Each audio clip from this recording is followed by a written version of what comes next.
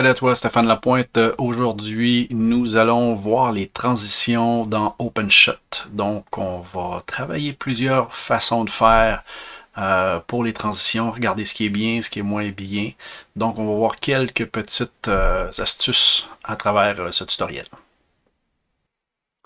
Les transitions dans OpenShot, on va regarder le plan de match ensemble. Donc, première chose, je vais te montrer les résultats, la différence entre avec une transition et sans transition.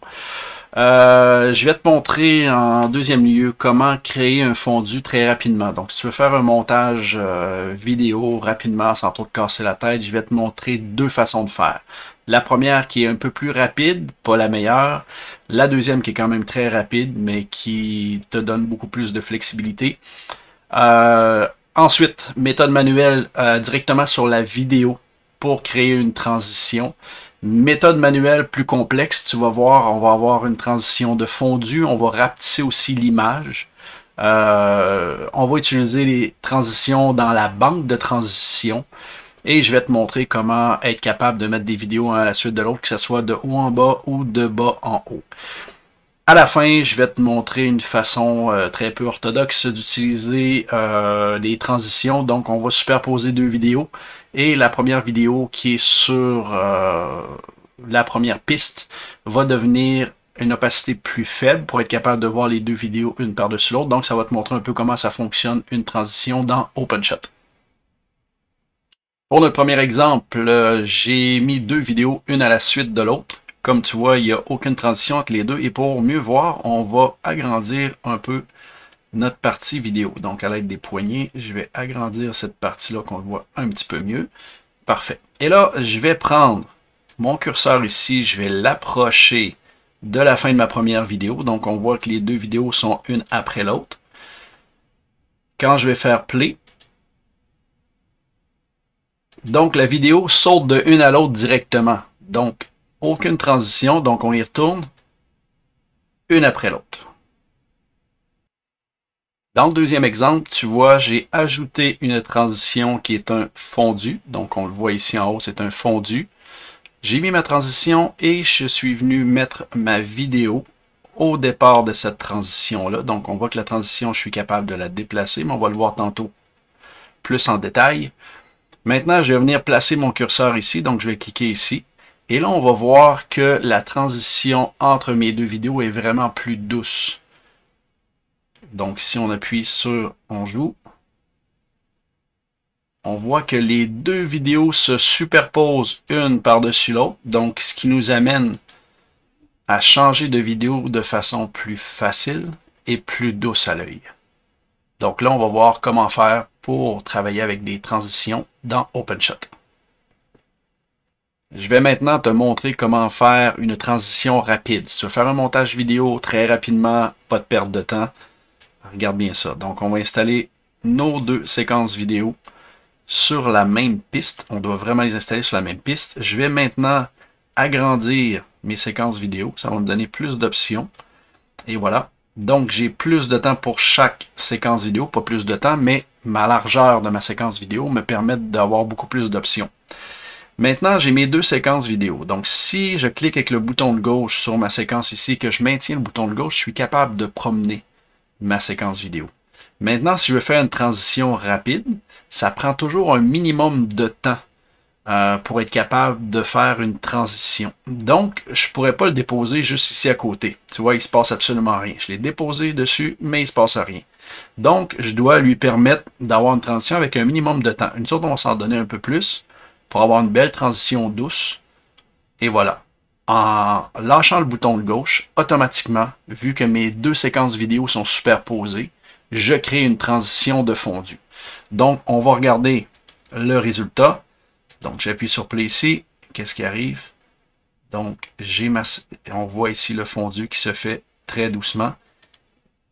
Aucune manipulation, ça s'est fait facilement. J'ai seulement superposé deux séquences vidéo. Ça me permet d'avoir une transition très rapide. Donc, si tu veux faire un montage vidéo rapidement, c'est la façon de faire. Autre façon rapide de créer une transition. Donc, on va replacer encore mes deux mêmes vidéos on va les mettre un côté de l'autre, mais vous allez voir que la deuxième, je vais la déplacer sur la piste 4. Je vais cliquer pour la première fois la lunette virtuelle qui est ma première séquence vidéo avec le bouton de droite. Et là, je vais lui dire un fondu, fin du clip, fondu en sortie, rapide. Donc, si c'est rapide, très court laps de temps. Si c'est une sortie lente, plus long laps de temps. Donc, moi, je vais le faire une sortie rapide. Et là, regarde bien ce qui arrive. En faisant une sortie rapide, on vient installer une clé de référence sur ma vidéo. Et si on regarde ma vidéo qui est ici, donc si je déplace mon curseur, à partir de ma clé de référence ici, on va voir que la partie alpha, donc regarde bien la partie alpha qui est ici, partie alpha qui est à 1, donc 100%, plus je vais me déplacer à droite, plus cette partie-là, donc d'alpha, diminue jusqu'à 0, jusqu'à la transparence complète de ma vidéo. Donc, tu comprends bien qu'à partir d'ici, je suis à 100% d'opacité, et si je me déplace ici, ben, je suis en transparence complète. Donc, ce que je vais venir faire, je vais prendre ma deuxième vidéo, et ma deuxième vidéo, donc on voit sur ma vidéo ici, que ma transparence débute ici. Je vais déplacer un peu ma vidéo un peu de côté, et voilà. Et là, si je regarde encore ma vidéo, donc dès que je commence la transparence, ma vidéo va venir ensuite ici. Donc tu vois, j'ai réussi à faire une transition très facilement, très rapidement, mais avec plus d'options déjà. Donc plus facile à travailler, plus visuel que la première méthode qu'on avait tantôt. Maintenant, on va venir se créer un fondu manuellement. C'est à peine un petit peu plus long, mais beaucoup plus de contrôle sur le temps de notre transition. Donc, je vais venir déposer mes deux mêmes vidéos que tout à l'heure. Donc, comme ça, elle, je vais la déplacer sur une deuxième piste. Et là, ce que je vais venir faire, je vais venir positionner mon curseur à la fin de ma vidéo. Donc, je sélectionne ma vidéo et à la fin de cette vidéo-là, je vais aller dans les propriétés et je vais aller en propriété alpha. Donc, plusieurs façons de la diminuer. Comme tu as vu tantôt, on peut appuyer sur le bouton de gauche, déplacer vers la gauche pour le mettre à 0. Ou s'il est à 100%, on double-clique dedans et on lui dit 0. Donc, 0 veut dire transparent. Si je laisse ça comme ça, si on regarde au niveau de l'alpha, je vais déplacer vers la gauche, on voit que le début de ma vidéo est à 100% et à la fin, je suis à 0%. C'est pas vraiment ce que je veux. Donc, je vais reculer un petit peu dans ma vidéo, environ ici, donc je choisis le temps que je veux. Une fois qu'il est ici, je m'en vais dans la valeur alpha et je vais venir augmenter ma valeur alpha à 100%. En faisant ça, si tu remarques, j'ai une autre clé ici qui vient de s'ajouter. Donc, à cette clé-là, mon alpha est à 100% et lorsque je vais vers la fin de ma vidéo, mon alpha est à 0. Et je vais vérifier au début de ma vidéo. Donc, ma vidéo, au départ, est à 100%. Elle se continue complètement et rendu ici, devient jusqu'à transparence à 0. Et là, pour avoir ma transition, tout ce que j'ai à faire, c'est de prendre ma vidéo. Et pour m'assurer que je le mets au bon endroit, je vais mettre mon curseur sur mon image clé. Et je vais déplacer ma séquence pour qu'elle vienne se coller sur ma ligne. Et elle se colle grâce à mon petit aimant qui est ici, qui est mon outil d'attraction. Donc, si je regarde maintenant ma transition, j'appuie sur Play et j'ai une super belle transition. Et j'ai choisi le temps de ma transition parce que je l'ai faite manuellement avec la propriété alpha. On va faire une autre transition manuelle. On va la faire un peu différente et tu vas voir que c'est vraiment très simple avec les images clés. Donc, on va aller dans mon premier clip qui est ici. Et à la fin de mon clip, je vais tasser celui-là ici pour qu'on le voit comme il faut. Donc, à la fin de mon clip ici, je vais le sélectionner. Je vais faire en sorte que mon clip devienne de plus en plus petit. Et j'appuie sur la touche CTRL ou commande. Je suis sur Mac et je maintiens le bouton de gauche jusqu'à ce que ma vidéo soit le plus petit possible comme ça. Je vais relâcher. Et je vais tasser un petit peu mon curseur ici. Et même chose que tantôt, tu vois, il est à 100% au départ, sauf que c'est pas ça que je veux non plus. Je veux une transition où est-ce qu'il va ratisser. Donc, je vais me placer environ ici. Et rendu ici, je vais maintenir avec le bouton de gauche pour agrandir ma vidéo à 100%. Une fois que je suis à 100%, on voit que ma vidéo va rapetisser comme ça. Et là, ce que je vais faire pour m'assurer que ma vidéo disparaisse complètement, rendu ici, plutôt à la fin ici, je vais faire en sorte que ma vidéo, l'alpha, soit à 0, donc 0%. Mais je ne veux pas que la transition commence ici. Je vais plutôt me placer vers la fin ici. Et je vais mettre mon alpha à 100%. Donc, ce qui veut dire que je suis à 100% ici. Rendu ici, ma vidéo va diminuer en allant vers le centre. Et à partir de cette image clé-là, va commencer à disparaître doucement jusqu'à ce qu'elle soit disparue complètement. Donc, ce qu'on va venir faire, on va venir insérer mon autre vidéo. Encore une fois, je vais placer mon curseur ici pour savoir où est-ce qu'est mon image clé. Je vais venir installer ma vidéo ici pour m'assurer qu'il n'y ait pas de noir derrière, bien entendu. Et là, je vais appuyer sur Play, donc on va regarder si ça fonctionne.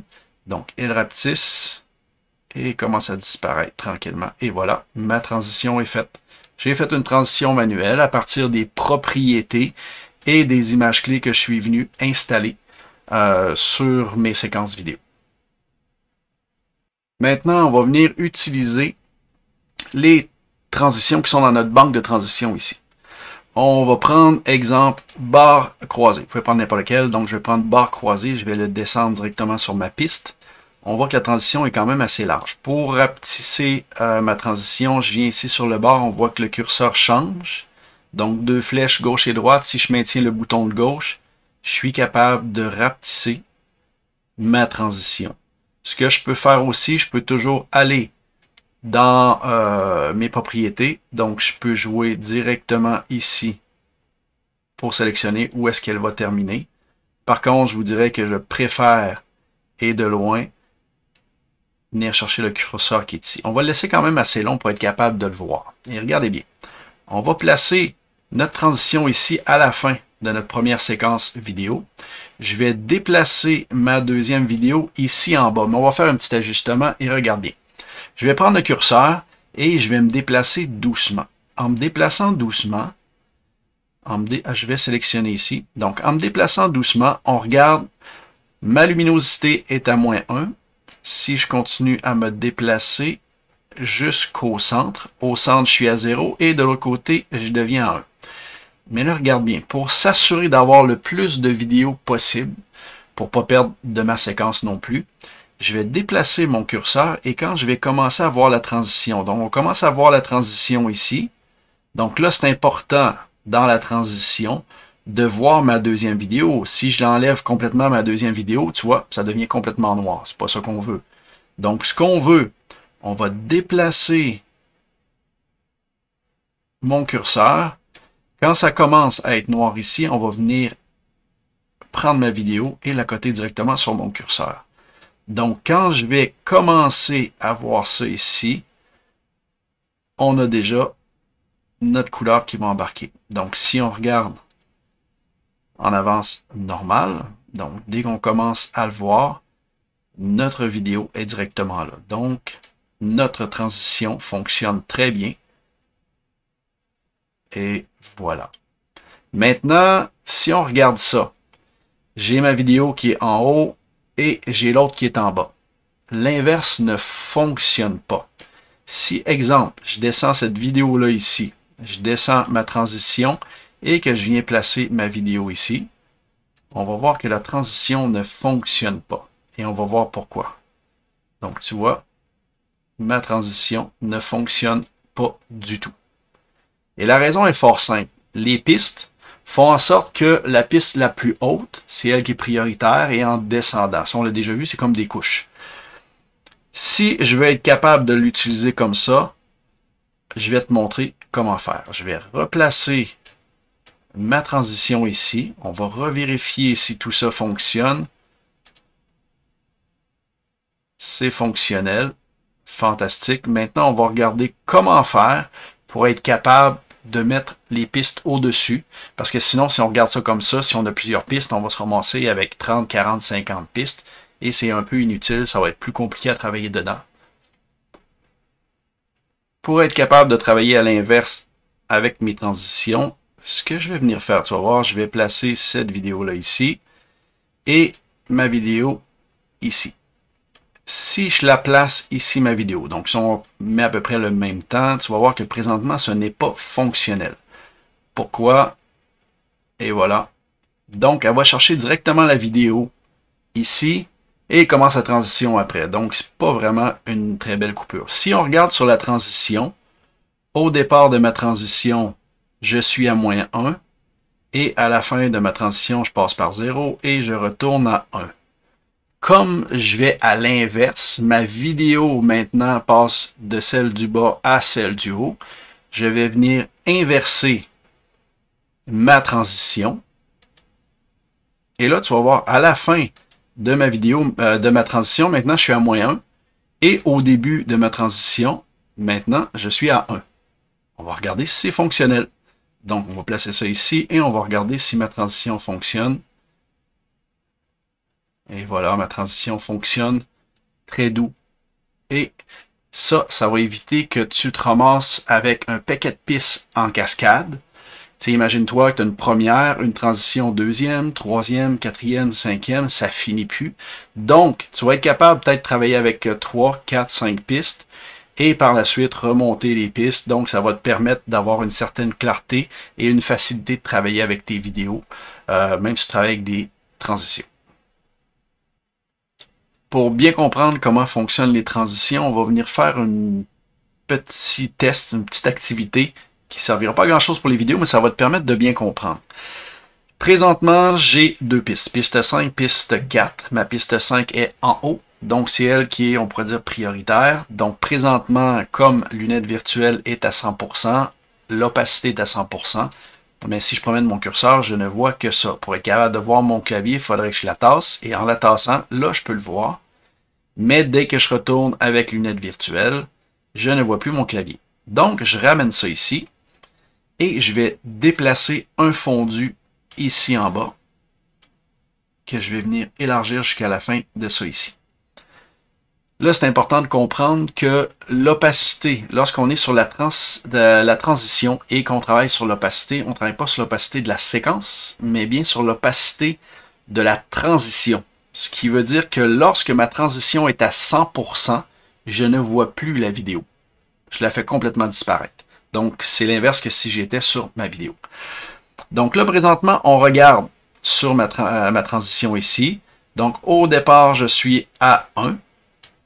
Donc, je suis à 1. Et si tu vois, lorsque je suis à 100%, je vois la deuxième vidéo parce que je fais... c'est comme si je mettais l'opacité de ma séquence à 0. Parce que l'opacité de ma transition est à 100%. Et quand je me déplace vers le centre, jusqu'à 0, lorsque l'opacité de ma transition est à 0, je vois seulement la première vidéo. Donc, moi, le but, je vais mettre ça à 50% pour être capable de voir les deux vidéos. Donc, je vais rendre ma première vidéo à 50% pour être capable de voir les deux, une par-dessus l'autre. Pour ce faire, je vais devoir aller au début de la transition et à la fin. Pour aller au début, c'est quand même très simple parce que je peux accoter directement ici. Par contre, si tu veux être certain d'être au début et à la fin, donc ça évite un paquet de problèmes et d'erreurs, tu peux cliquer sur ces petits boutons-là. Donc le bouton, lorsque j'ai cliqué sur ma transition, donc on voit c'est ma transition qui est sélectionnée, si j'appuie sur ce bouton-là, mon curseur vient automatiquement à la fin de ma transition parce que c'est ça que j'ai sélectionné. Et moi, je vais mettre ça à 50%. 50% pour ma transition ici et je vais me mettre au début de ma transition que je vais aussi mettre à 50%.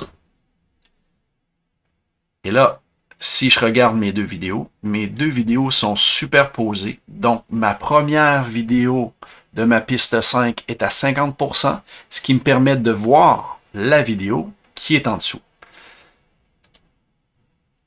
C'est déjà tout pour le tutoriel sur les transitions avec OpenShot. D'autres tutoriels s'en viennent pour OpenShot et plein d'autres logiciels encore. Donc, n'oublie pas, abonne-toi à la chaîne pour être tenu au courant des nouveautés. Salut!